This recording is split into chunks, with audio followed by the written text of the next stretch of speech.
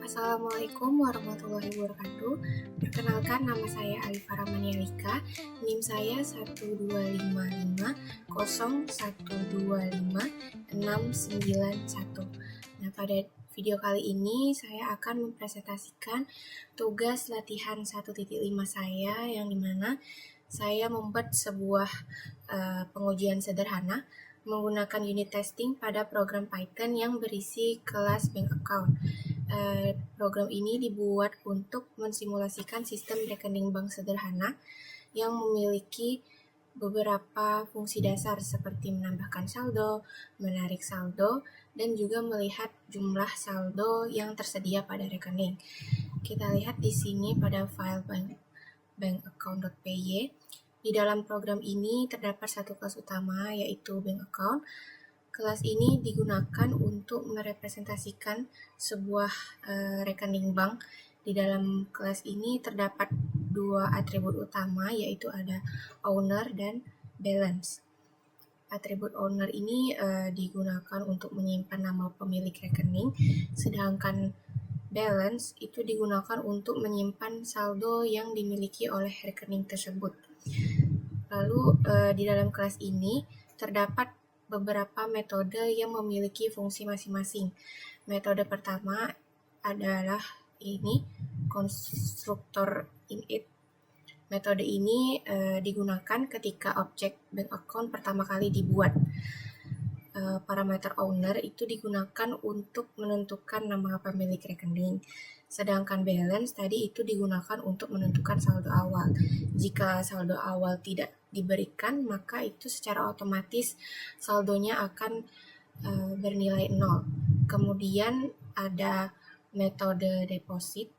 Metode ini digunakan untuk menambahkan uang ke dalam rekening. Di metode ini terdapat kondisi yang memeriksa apakah jumlah uang yang ingin ditambahkan lebih besar dari 0. Jika nilai yang dimasukkan valid atau benar, maka saldonya akan bertambah sesuai dengan jumlah yang dimasukkan. Tapi jika nilai yang dimasukkan tidak valid, misalnya bernilai 0 atau negatif, maka programnya akan menghasilkan value error. Ini dia. Lalu terdapat juga di sini metode withdraw yang digunakan untuk menarik uang dari rekening. Metode ini terdapat pengecekan kondisi. Penarikannya hanya dapat dilakukan jika jumlah uang yang ditarik lebih besar dari 0 dan tidak melebihi saldo yang tersedia. Jika kondisi tersebut terpenuhi, maka saldonya akan dikurangi dan jumlah uang yang ditarik dengan jumlah uang yang ditarik. Tapi jika jumlah penarikan tidak valid atau melebihi saldo yang tersedia, maka programnya akan menghasilkan value error juga. Lalu metode terakhir itu ada get balance. Ini digunakan untuk melihat atau mengambil saldo yang dimiliki oleh rekening saat ini. Nah, setelah memahami struktur program yang ada di kelas ini, selanjutnya saya akan melakukan pengujian menggunakan unit testing. Di sini saya membuat file pengujian terpisah, yaitu test.bankaccount.py. File ini digunakan khusus untuk melakukan pengujian terhadap fungsi yang ada pada kelas bank account. Pemisahan file ini dilakukan agar kode program utama tetap rapi dan pengujiannya dapat dilakukan secara lebih terstruktur. Di file ini pada bagian awal tes bank account ini saya mengimpor modul unit test yang digunakan untuk melakukan pengujian pada Python. Selain itu, saya juga mengimpor kelas bank account dari file kelas bank account ini tadi agar kelasnya dapat diuji. Kemudian saya membuat kelas bernama test bank account. Ini merupakan turunan dari unit test case ini. Kelas ini berfungsi berbagai metode pengujian yang akan dijalankan oleh sistem. Dalam kelas ini terdapat metode setup ini yang digunakan untuk membuat objek bank account yang akan digunakan dalam setiap pengujian. Contohnya di sini saya membuat sebuah objek rekening dengan nama pemiliknya itu Lika dan saldo awalnya itu sebesar 1.000. Lalu setelah itu saya membuat beberapa test case untuk menguji kondisi yang mungkin terjadi dalam program ini. Tes yang pertama itu tes membuat akun. Ini digunakan untuk memastikan bahwa objek rekening berhasil dibuat dengan benar. Itu tadi ya, ownernya itu Lika, terus saldonya 1.000. Lalu tes yang kedua itu di sini tes deposit normal.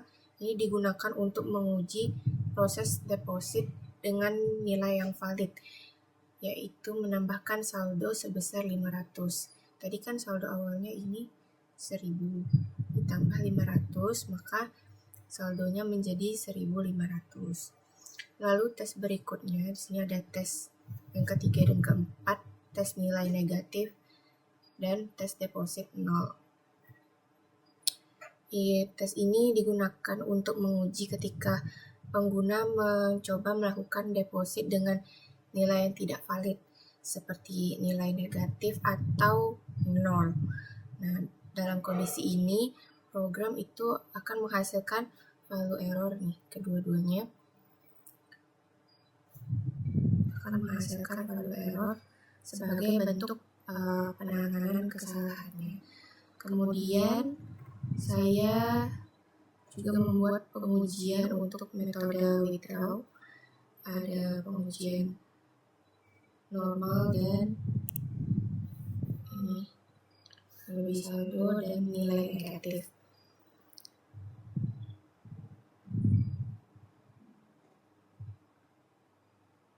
Pada pengujian ini saya mencoba menarik 300 yang tadinya saldo itu 1.000, saya tarik 300, maka saldo yang tersisa itu akan tersisa 700.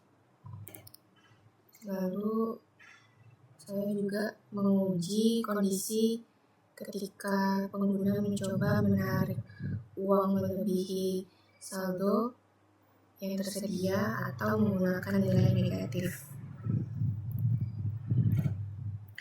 Dalam kondisi ini, program juga akan menghasilkan value error ya, karena melebihi saldo dan dia menggunakan nilai negatif. Tes yang terakhir itu tes cek saldo. Ini digunakan untuk memastikan bahwa metode get balance dapat mengembalikan saldo dengan benar. Setelah semua test case dibuat, selanjutnya saya akan menjalankan filenya untuk melihat hasil pengujiannya.